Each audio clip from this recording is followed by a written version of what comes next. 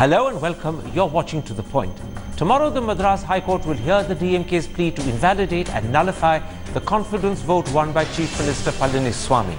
At the same time, the DMK has also decided to move a motion of no confidence against the Speaker of the Tamil Nadu Assembly. And all of this is happening as the AIADMK has fallen into the hands of Shashikala's nephew Dinakaran, who was once expelled by Jayalalitha. So tonight we examine this new unfolding chapter of the prolonged theatre of the absurd playing out in Chennai. My guests are the former editor-in-chief of the Hindu N. Ram, our own consulting editor T.S. Sudhir, senior Supreme Court lawyer C.R.M. Sundaram, AIADMK spokesperson Apsara Reddy, and DMK spokesperson A. Sarvanan. Mr. Sarvanan, the Madras High Court will tomorrow hear your party's plea to declare the vote of confidence confirming Mr. Palaniswami as Chief Minister null and void. What are your grounds for believing the floor test is invalid and must be nullified? See, the petition has been filed mainly on two grounds. The first ground is that the resolution was moved twice in the assembly, which should not have been done because the rules prohibit moving a resolution twice in the same session. That is that the members of the DMK from the assembly, which is violative of Article 194. This is another ground we are raising. These are the two main grounds, and of course we are raising the issue that the speaker was impartial, not impartial, and biased, and he did not allow a secret vote, taking into the circumstances about the fact that the legislators were held captive in a resort. He ought to have gone for the secret vote, but he did not do that. These are the main grounds we are urging before the High Court. Apsara Reddy, how do you respond? First of all, this whole captive thing is sounding a bit outdated now because all the MLAs were part of multiple press conferences. They took questions and they've, as free agents, acted on the floor of the assembly. And I don't think there's room for a secret floor test. I think your legal expert on the panel will answer this matter for you because under the anti-defection law, it's within the same party. So I don't think there's room for a secret ballot. I think the DMK should have been a constructive opposition, used their vote wisely, and kind of brought about the change they wanted to, but it didn't happen that way. So I think they're quite frustrated. They're going to the knocking on the doors of the court. They're more than welcome to do so, but I think we'll wait for the judgment. Let me bring in at this point Mr. R.M. Sundaram and try and get you to shed some legal weight and scrutiny on the reasons that you've just heard why the DMK believes this vote should be declared null and void. First of all, they're claiming that the resolution was moved twice and it can't be moved twice. And secondly, they're also claiming that this all happened when the opposition wasn't present on the floor of the House. Now, I'm not sure whether a resolution can be moved once or only once or twice or not, but the question about the opposition not being present surely is answered by the fact that it was their willful misbehavior and their defiance of the Speaker that was a valid ground for them being asked to leave or thrown out. So how much does these two reasons stand up to scrutiny?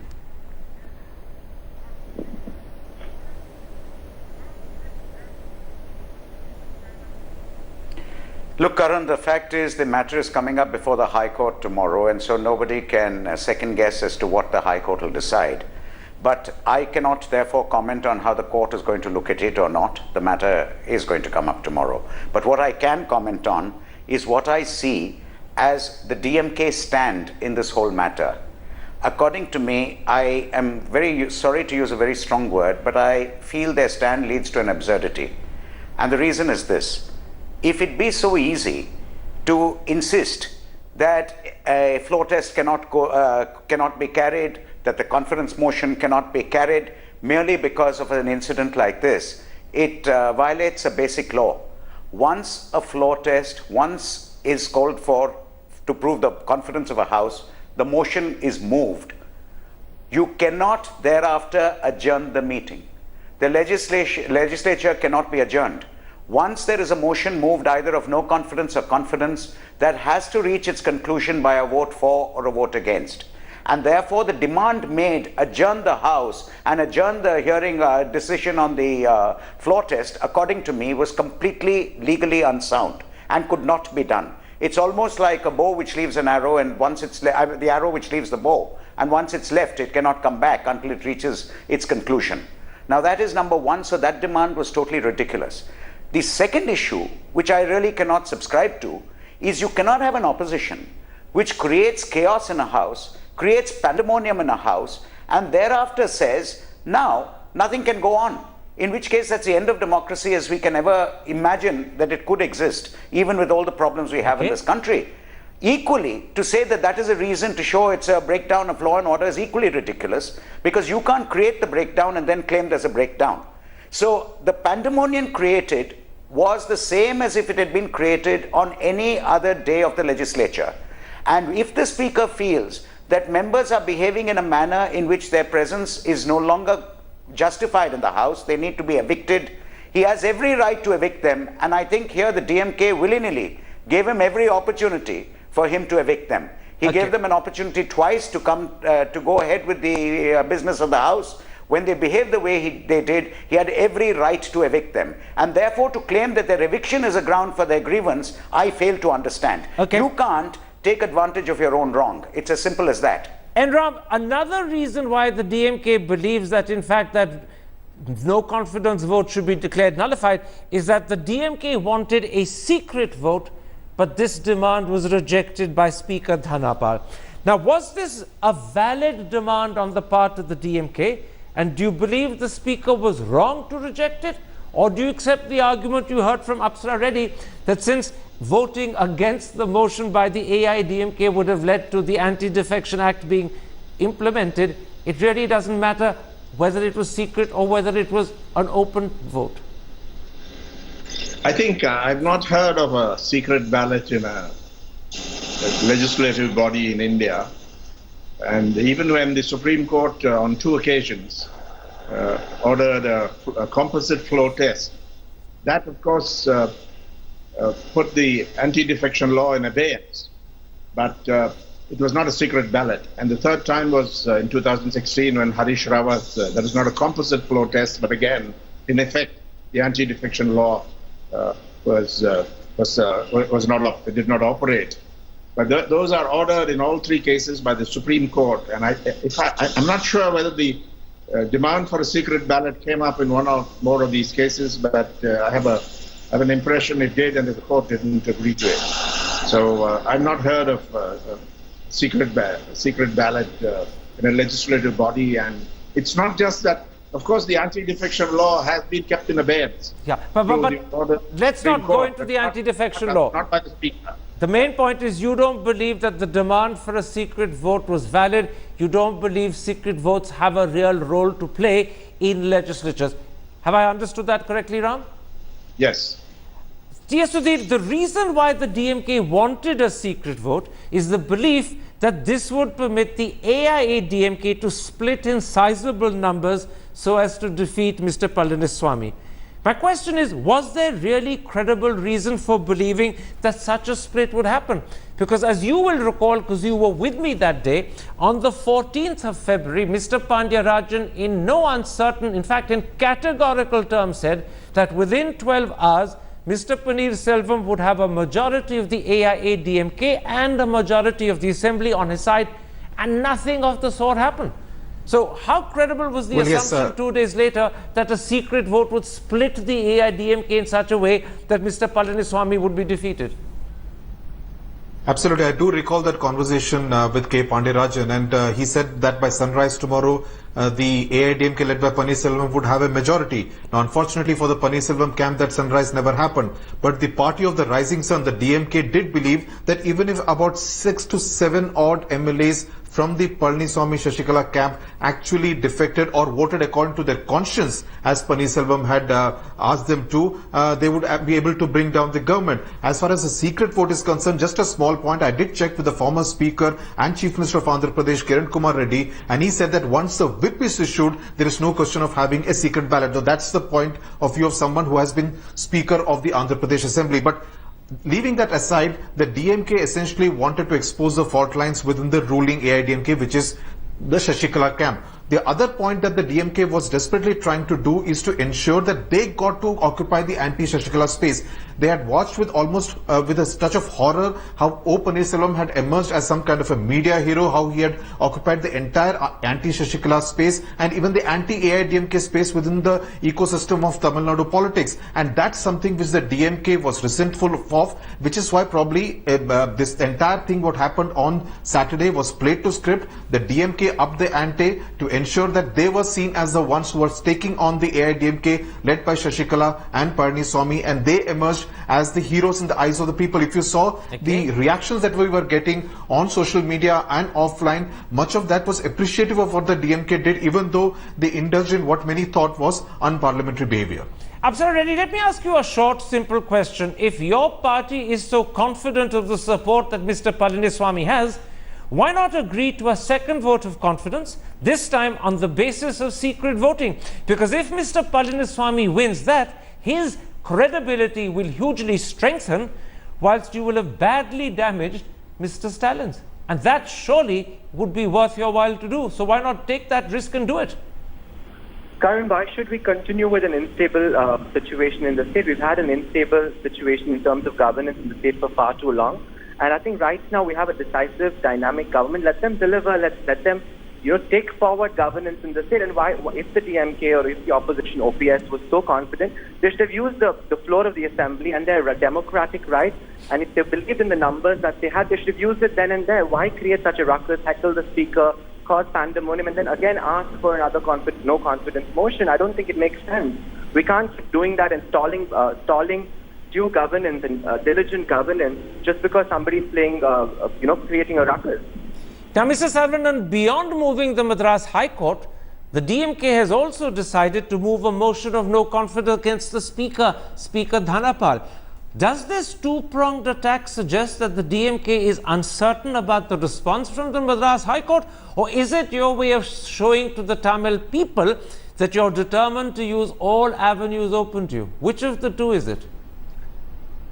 See, the second of that, we want to ensure, we want to, demonstrate to the people of Tamil Nadu, it is the DMK party which is reflecting the will of the people and willing to work for the upliftment of the people. We have seen in the last few months, there is utmost resentment against the AIADMK party, against the way they have conducted themselves. See, this has to be done, and as a political party, naturally we want to capitalize on that. Now we want to use every ammunition. If you look at what had happened, it's not just the case. We have also petitioned the governor about what had happened inside the assembly, and we wanted him to have a relook at that. Also, tomorrow we are having a statewide hunger protest. Our leader has issued a call to all the stakeholders, the students, the youth, and the people of the general people of the state of Tamil Nadu to participate in that. That is the situation. So it is not about just taking one strategy and believing in one strategy. We want to go all out against this illegitimate government. All right. Mr. Sundaram, legislatures, as you know better than I, are autonomous in determining their own procedures. So in this present circumstance, can the Madras High Court intervene because either a vote of confidence was held after the opposition was expelled or because it was held without recourse to secret voting? I mean, does the High Court actually have the authority to intervene in a matter where the legislature is autonomous and decides its own procedures itself?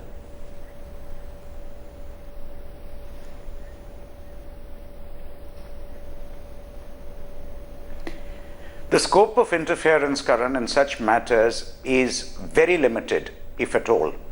The scope of interference by a court is only if they feel that constitutional norms have been thrown to the wind and that the Constitution has been totally abrogated in the functioning of the House on that day.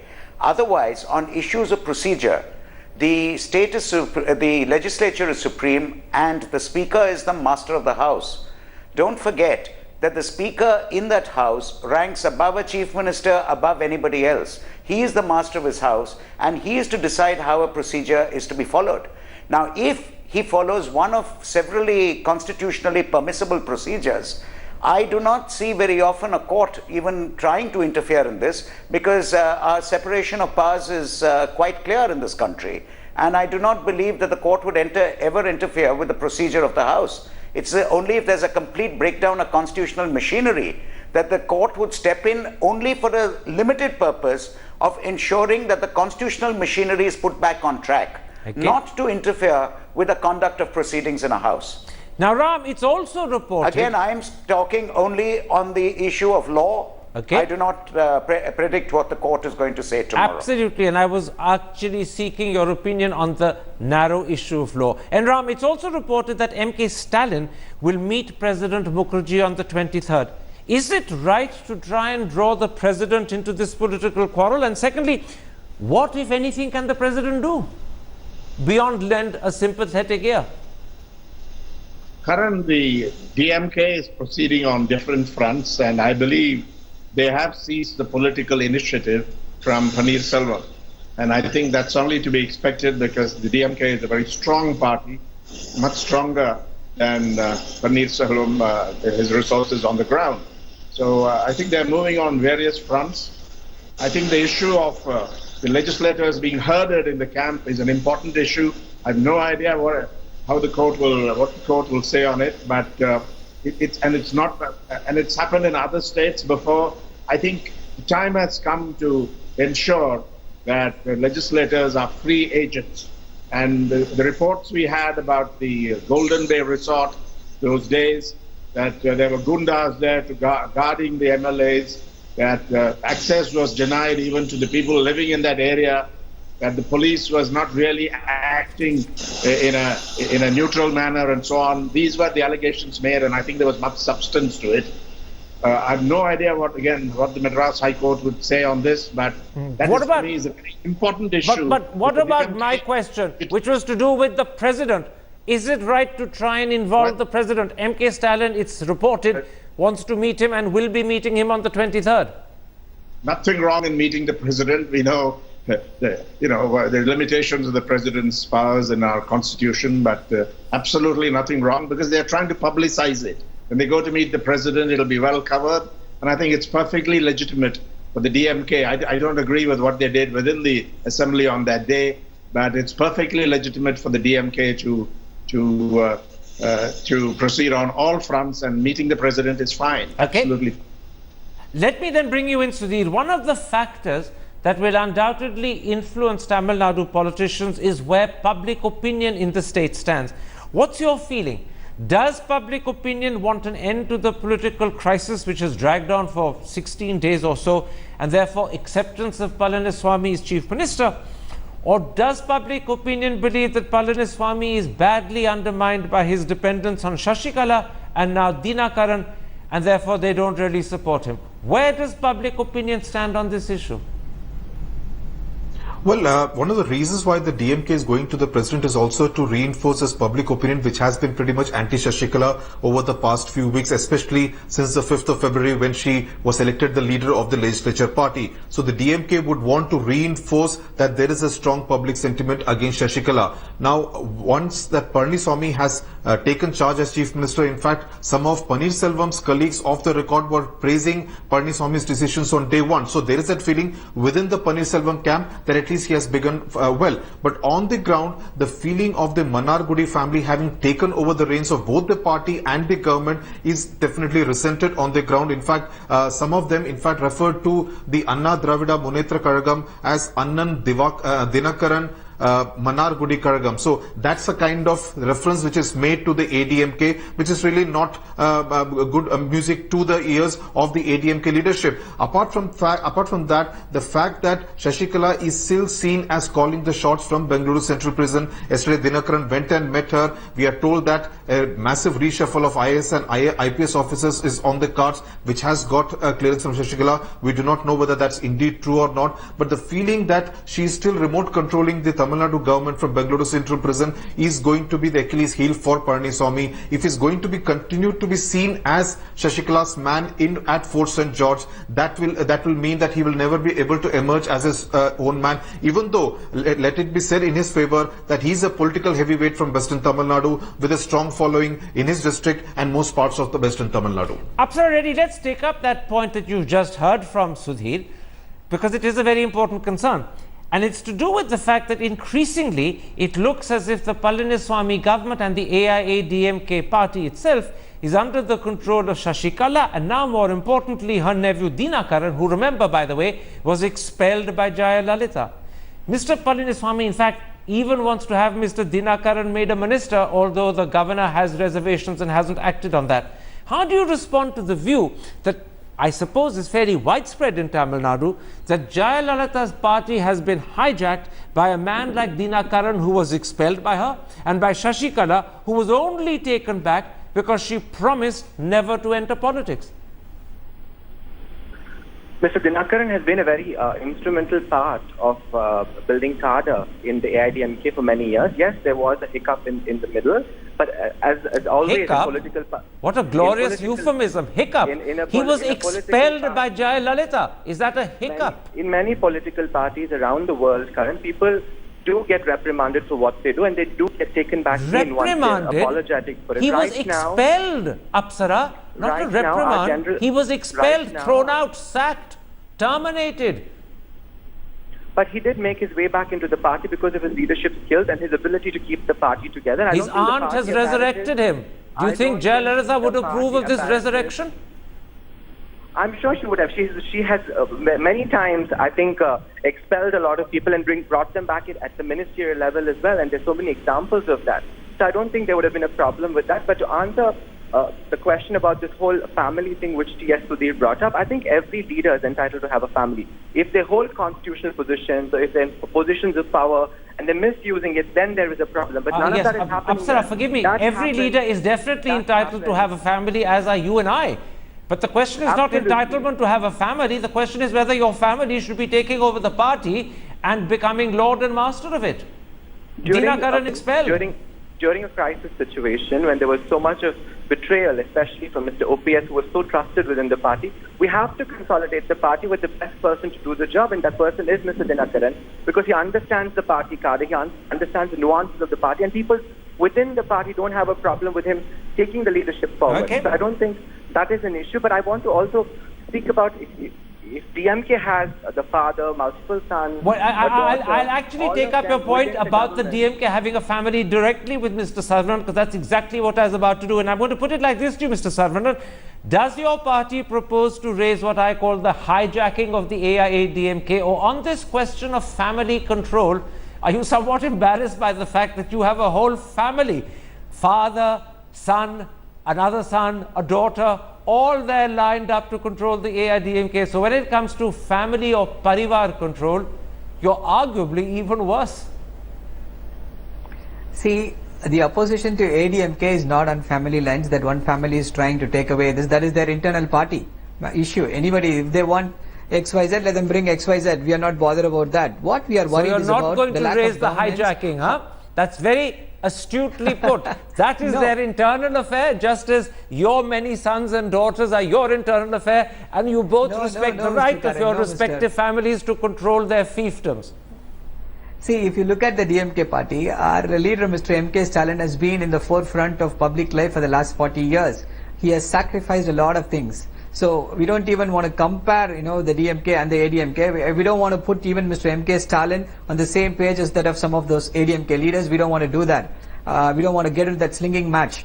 This is one issue. The other issue, I just want to, rebut to what Mr. Aryamasundram was saying on some of these legal issues. He has opined that, the courts have, No, just a moment. I want to stop you there, because we moved on beyond that. Mr. Aryamasundram was giving his personal opinion. I know you would contest it, because otherwise, if you didn't, you wouldn't be moving the courts on those grounds. But I don't want to go back into an argument we've had. That would be a waste of time. Let me, however, bring in Mr. Aryamasundram. Let me bring in Mr. Aryamasundram on a different issue. Can the courts, or more possibly can the Election Commission, intervene in the matter of who becomes General Secretary and who becomes Deputy General Secretary of a party? And in this instance, obviously, we're talking about AIADMK. I assume, and correct me if I'm wrong, Mr. Sundaram, that if the appointments made by the AIADMK flout the very procedures the AIADMK has laid down for these appointments, then the courts, or at least the Election Commission, would have grounds to intervene. Am I right in that assumption?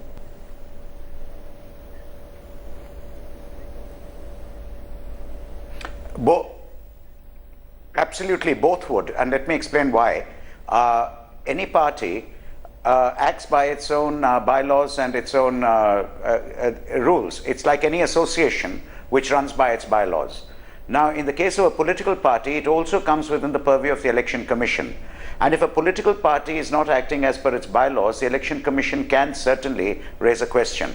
So far as the court is concerned, it is always a civil right. Now, I am a member of the AIADMK. I feel that the AIADMK has not followed its bylaws in the appointment of the General Secretary. It's always open to me as a member to challenge the action of the others in doing what they did, on the basis that I, as a member of this association, of this party, have a right, a vested right, to see that it's run according to its bylaws. And if it's not, I always have a right to challenge it. And the court, I'm saying even a civil court, leave a writ court. I'm not even talking about a constitutional court. I'm talking about a civil court could look into it also.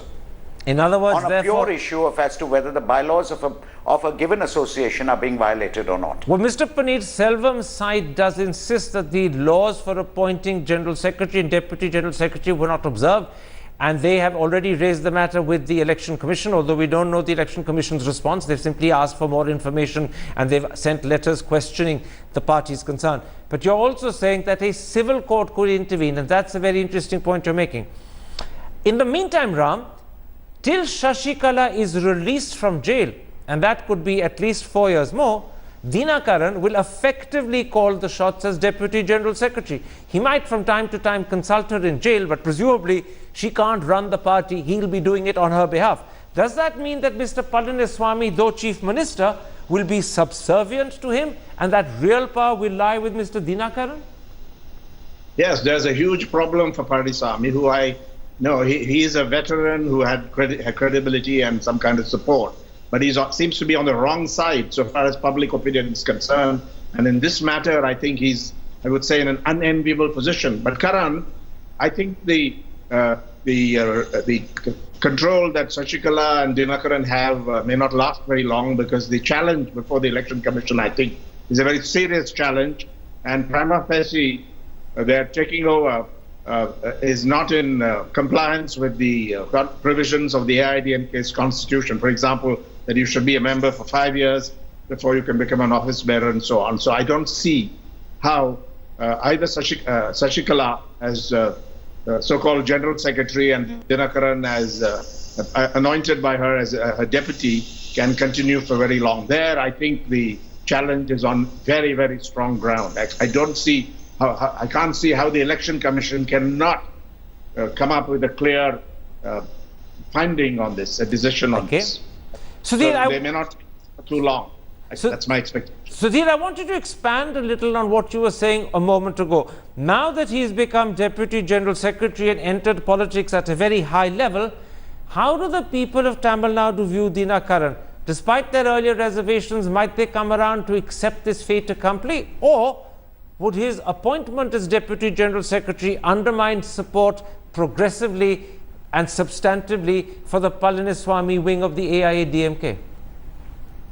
Oh, it does. It definitely does, because the people are resentful of the fact, the manner in which the aunt and nephew have taken over the party, the government, by remote control, and even Poise Garden. So there is that resentment for sure for the Manargudi clan, and I don't think that's going away so easily. Also, the point to remember, Karan, is that before 5th of February, now one of the reasons mentioned for Shashikala to be elected as a leader of the legislature party of the AIADMK was that they did not want dual power centers. They wanted the entire power, both in party and government, to be vested in one person, which is why Shashikala replaced Paneerselvam as a leader of the legislature party, of course 48 hours before Paneerselvam revolted.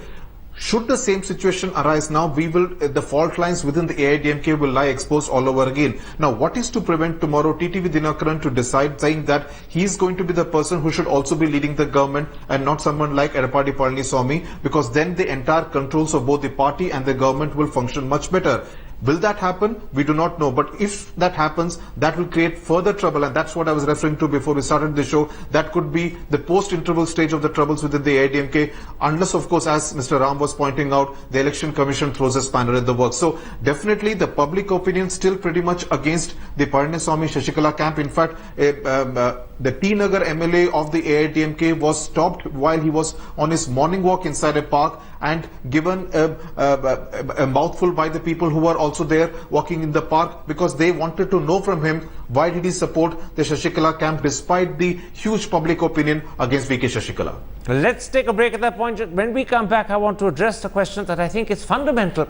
Oddly enough, it's being asked very volubly abroad. It hasn't been asked quite as pointedly in India. But is what's happening in Tamil Nadu a tribute to Indian democracy or a discredit and even a blemish on it? We'll be back in a moment's time for the second part of tonight's discussion. Discussing the latest chapter in what I call the theatre of the absurd unfolding in Chennai.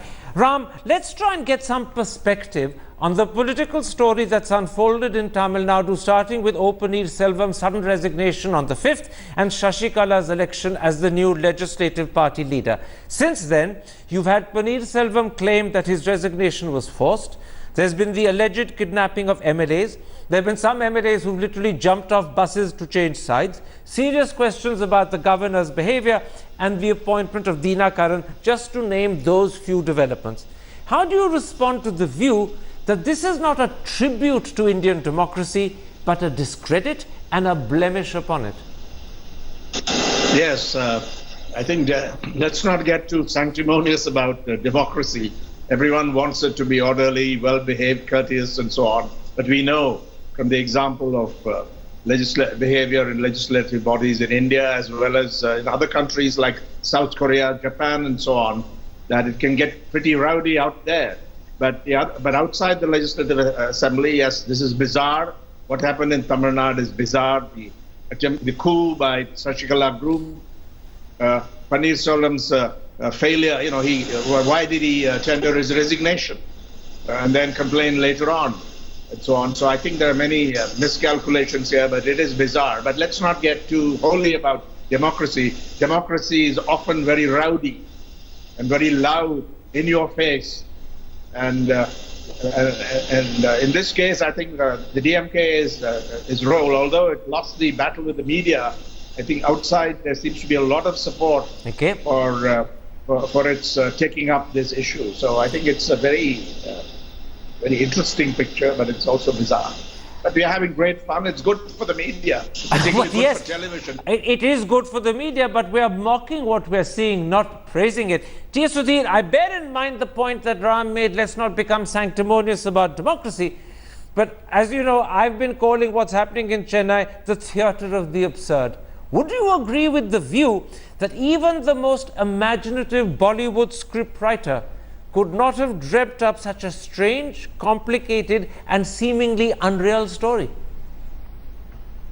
Well, the political story that has unfolded in Tamil Nadu current for the last 2 weeks is very Kollywoodish in nature, given the fact that the umbilical cord between Kollywood, the Tamil film industry and politics in Tamil Nadu never broke.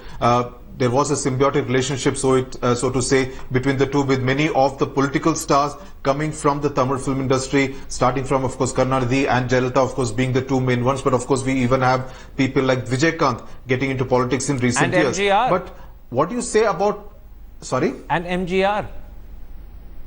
MGR, of course, and even MK Stalin has acted in a movie, so let's not forget that. But what do you say about an election in Tamil Nadu, which of course happened just 9 months ago, where you have 1,000 to 2,000 rupees being given for a vote? So if that's the kind of nature of the engagement between the electorate and the candidates, and that's the manner in which the candidates are elected as MLAs or even MPs from Tamil Nadu, this is what you will get at the end of the day. So what happened at Golden Bay Resort, where MLAs were allegedly being taken, kept hostage, or the kind of scenes that you saw in the Tamil Nadu Assembly should really not surprise many, because that's the kind of candidates we people in Tamil Nadu elect, where money and muscle power plays a huge part.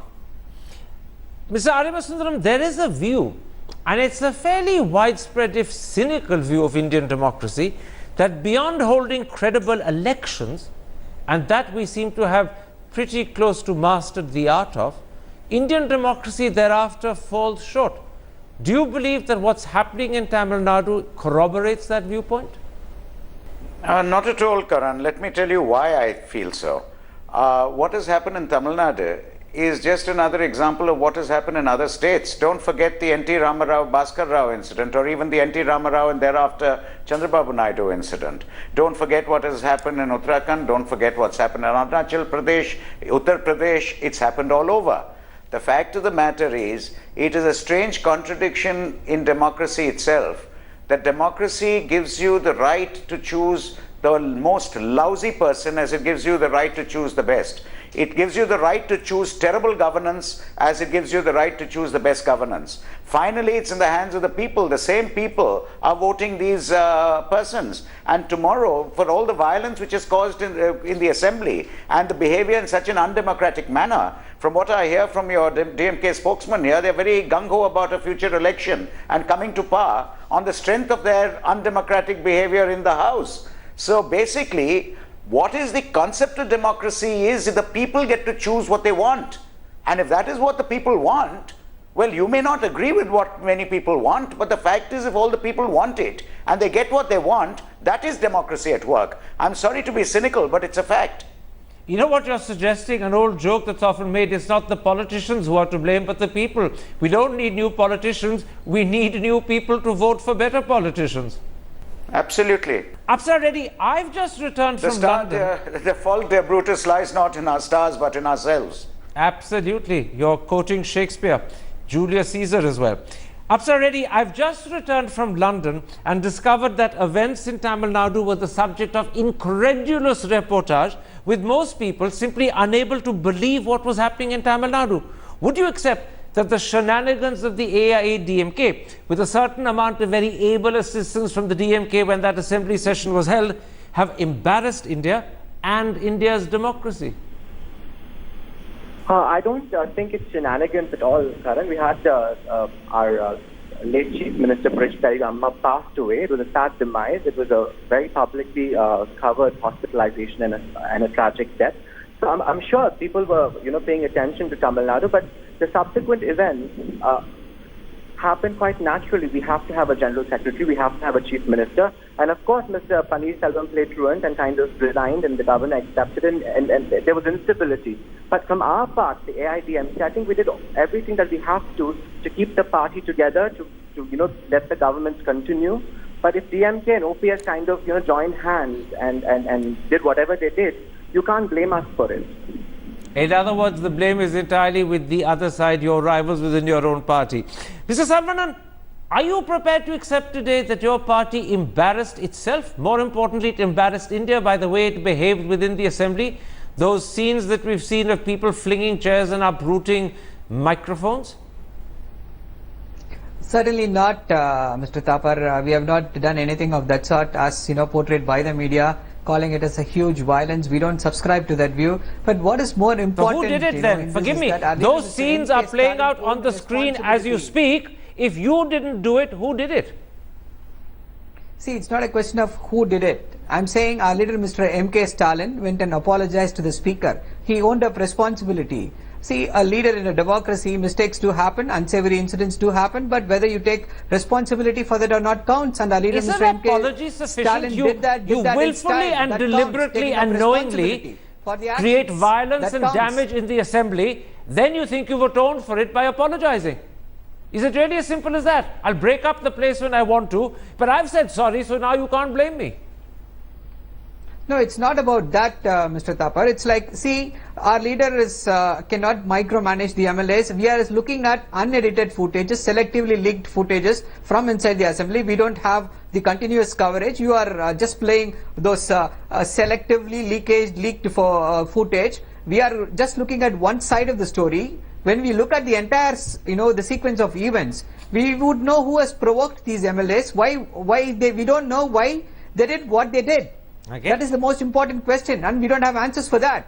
When that is the situation, in all this, our leader, magnanimously owned up responsibility. This is not about saying sorry. He said he owned responsibility. He was responsibility. I'm not sure how much magnanimity is involved in owning up responsibility for something that you can't possibly escape responsibility from. It's not magnanimous, it's realistic. That is your view, Mr. Thapar.